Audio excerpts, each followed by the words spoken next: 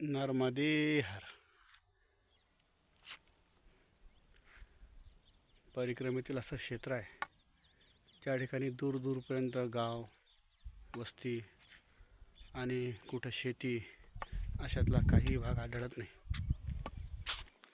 आणि हा जो रस्ता आहे हा रस्ता एका पहाडीच्या वरून चालतोय। दोन्ही दिशेला खूप मोठ्या दऱ्या आहेत।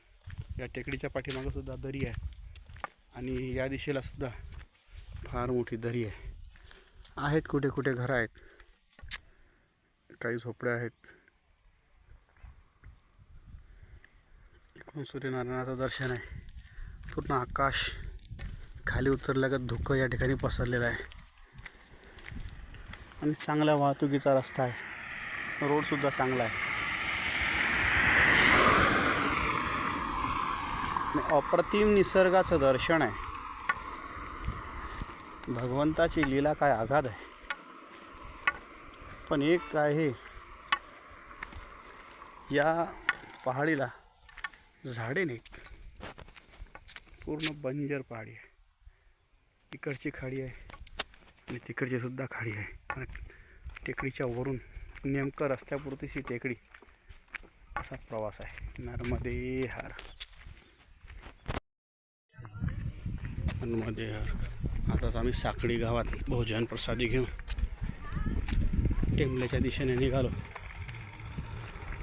तर इथं सोंडवा मार्ग या दिशेला वळतोय आणि आम्ही इकडनं कच्च्या रस्त्याने पुढे पगदंडीने टेंबला इथे जाणार। थोडा कच्चा रस्ता आहे आणि त्यानंतर पगदंडी लागणार आहे। नर्मदे हर नर्मदे हर।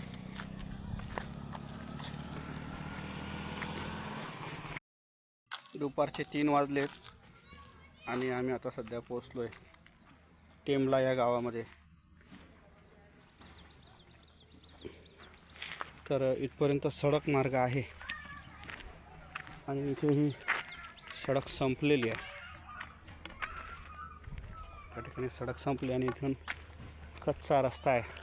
समोर टेंबला आश्रमी आहे आणि याच मार्गाने आता पुढे मार्गक्रमण करत इथं हत्नी नावाची नदी आहे। त्या नदीला आम्हाला जहाजीतून पार करावं लागेल आणि पुढील मार्गाला मार्गक्रमण करावं लागेल। नर्मदे हर माता गंगे हर जटाशंकरी हर। सोंडवावरून आम्ही आलोय नर्मदे हर। तर इथे आहे श्री मानकेश्वर महादेव मंदिर टेंबला आणि इथेच ग्रामपंचायत कार्यालयामध्ये परिक्रमा वाशिंसाठी आश्रम सेवा आहे। इथे अन्नक्षेत्रसुद्धा आहे आणि पुढील प्रवासासाठी मार्गसुद्धा आहे। नर्मदे हर नर्मदे हर।